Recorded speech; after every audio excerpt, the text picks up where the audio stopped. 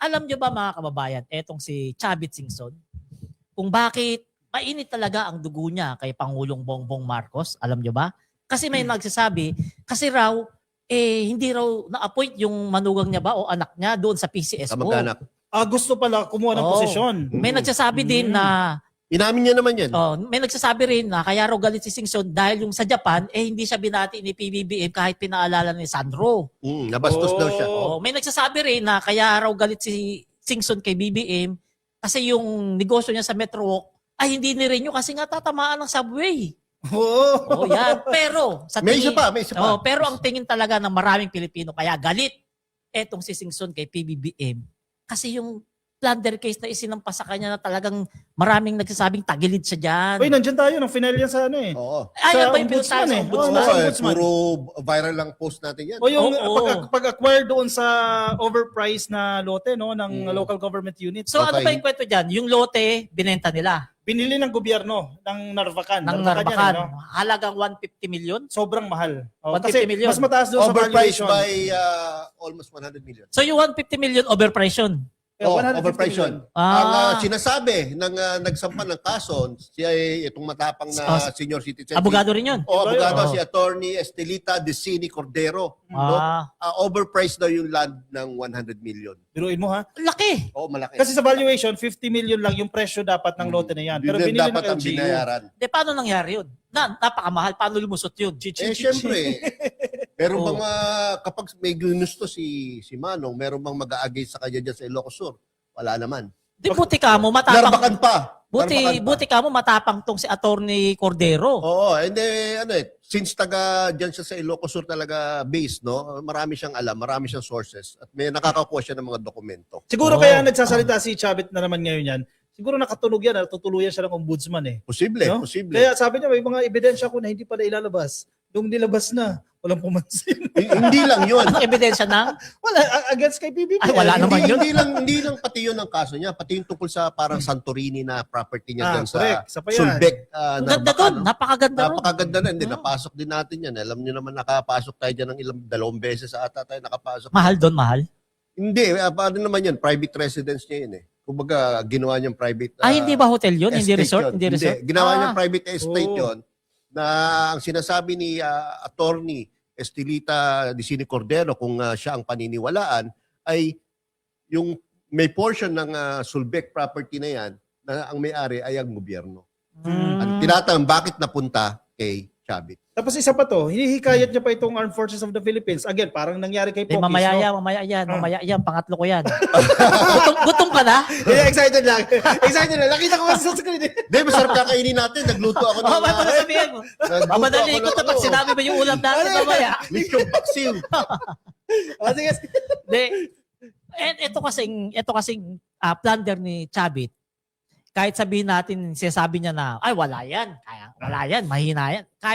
Kahit gumaganon-ganon siya, deep inside, abala pa rin sa kanya yan. Correct. Deep inside, gagastos pa rin siya dyan. At deep inside, baka talaga tuluyan siya ni Boying Rimulya dyan. Diba? Yung stress yan eh. Kasi yung pera, hindi niya naman problema. Pero yung stress na ikaw ay kakasuhan, biruin mo ha, ganyan ka na bilyonaryo ka na pa-stress ka pa sa kaso. Hindi, kaya nga siguro yung mga akusasyon niya ngayon, no? Tungkol kay PBBM, ay hindi tumatatak na dahil parang Parang wala nga eh. parang wala na, Wala, di ba? hindi pinag-usapan. Hindi pinapansin eh. Nung nakaraang Monday, nagkaroon siya ng press conference, no? Club Pilipino pa, no? Oo, Social Club talaga. Pilipino ba? Sa naman, magastos di ba? ba, no? Mahal doon. Oo, imbita ka ng press, no? Madaming press. At meron daw isisiwalat na matinding anomalya. As in, matindi raw. At kasama Matindi. pa si former President Ferdinand Sr., di ba? Oh? Oo, yun ang press release eh. Yun ang nasa Yan invitation. yung sinasabi nila bago Pagdating doon, pauli wala rin. Yan yung sinasabi nila noong linggo, may papasabugin daw si Singson na Granada. Oo. Pagdating doon, lusis lang pala. Watusi.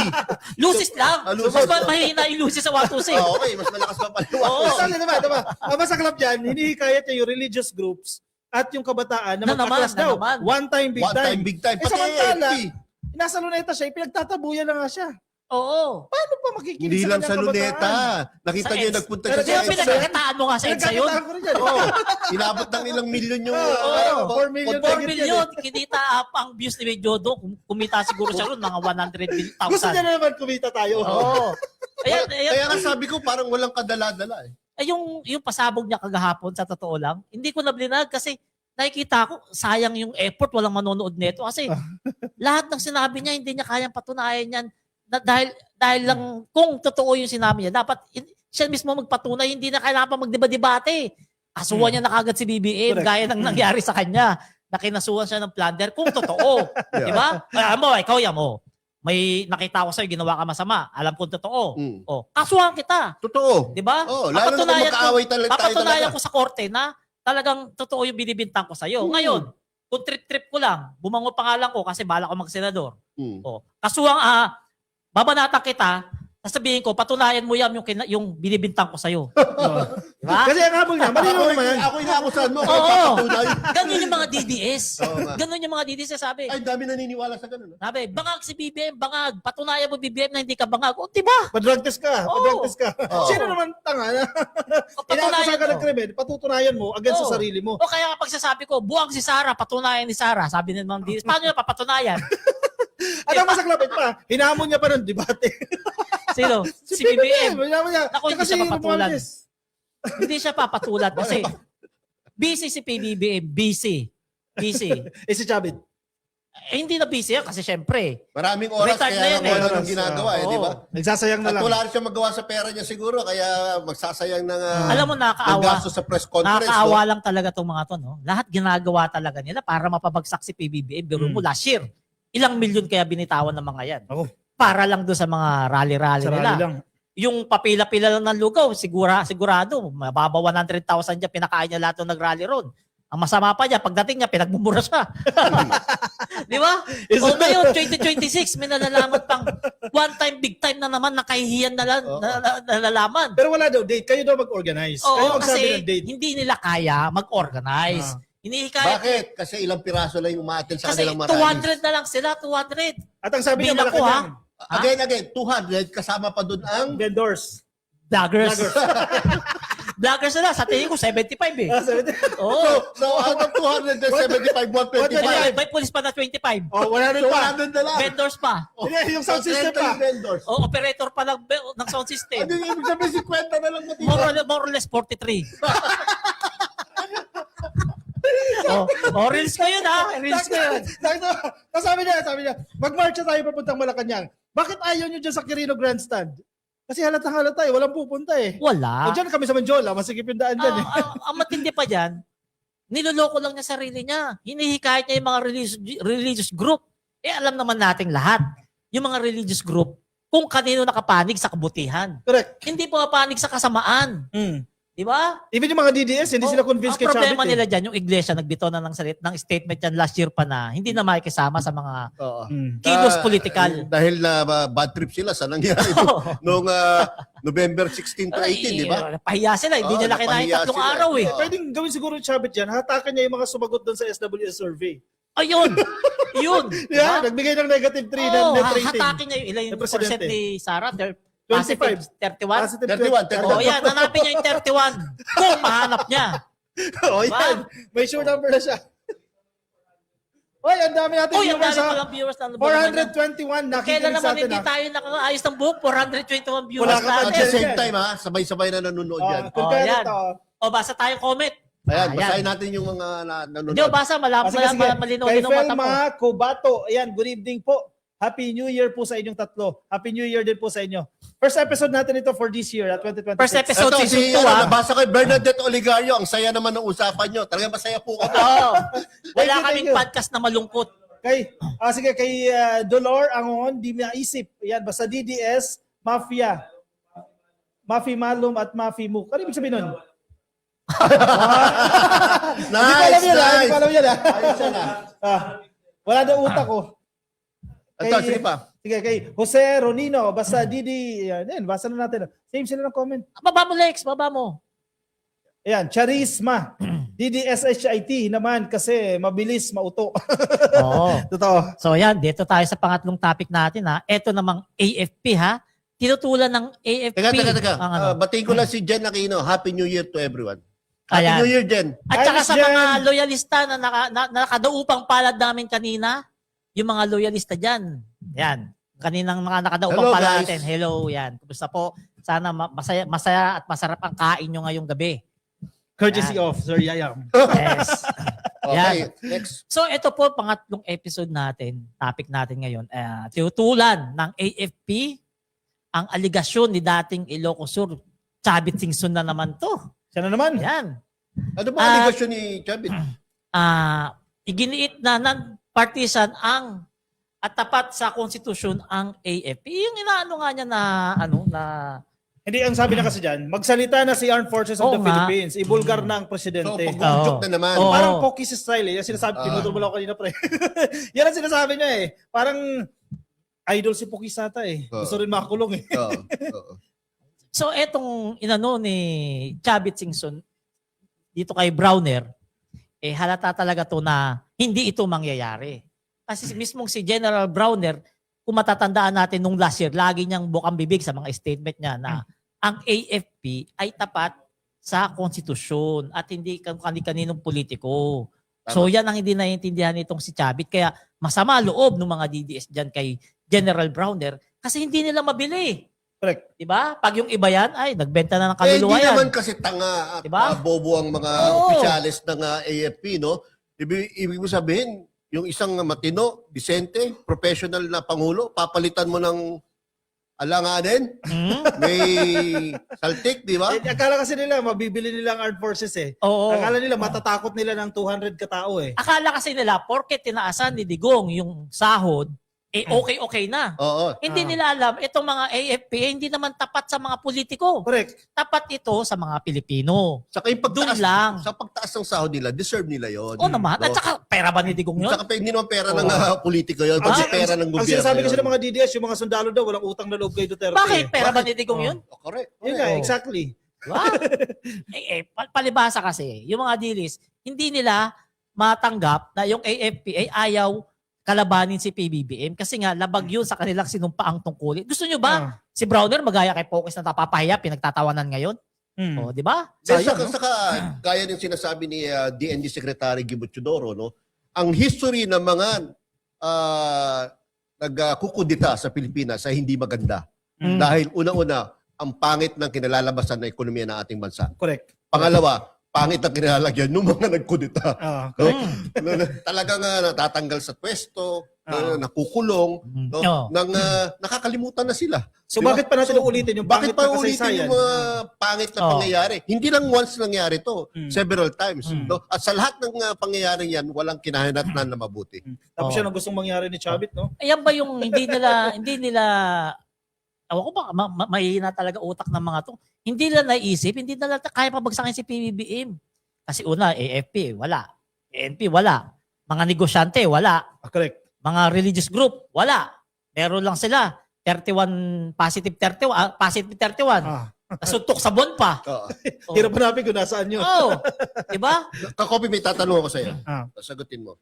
Ito kaya may kinalaman itong kanilang pagmamadaling pag-uudyok sa AFP na mapatalsik si PBBM o mag-resign, may kinalaman sa sitwasyon ni BP Sara, especially nalalapit na ang kanyang impeachment sa February 6. Ano sa palagay mo? Ito na ba kasi ang kanilang pagkakataon para... Huling bala na, no? Actually, pwede, no? Huling bala na nila, huling alas na nila. Kasi nasubukan na nila lahat eh. Hindi sila nagsasucceed eh. Yan, impeachment case. Tapos meron pang kaso sa ombudsman. So, wala na silang way para mapatalsik yung presidente. Kasi alam nila, nauusad at uusad at baka makulong pa si Sara Duterte. Correct. At Kumbaga, kapag nangyari bigyan mo yun, time. yung chance nila na makabalik sa pwesto, Wala na. itong mga minions ng mga Duterte ay lalong maglalaho. Correct. Wala na. Especially kapag dumating sa 2028 at maraming mapatunayan na magagandang nagawa ang Pangulo, hindi siyempre babanguli ang ating Pangulo. No? Alam mo, babango yan. Mabango naman yan.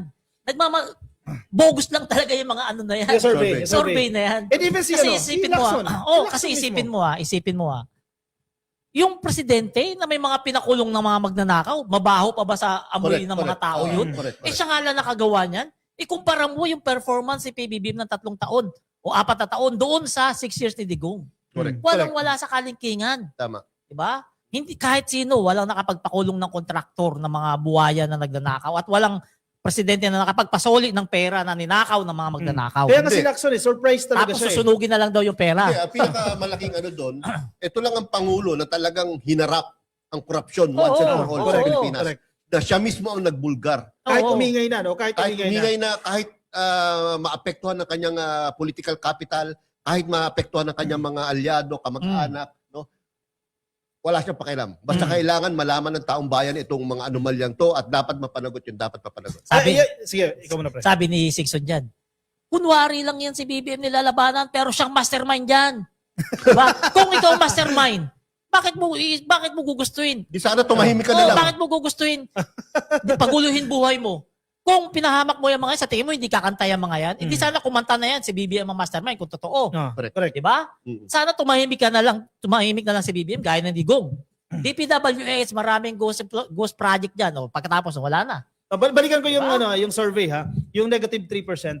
Ang paulit-ulit din na sinasabi ng Palasyo, yung decision namin, yung mga programa namin ay hindi nakadepende sa isang resulta ng isang survey.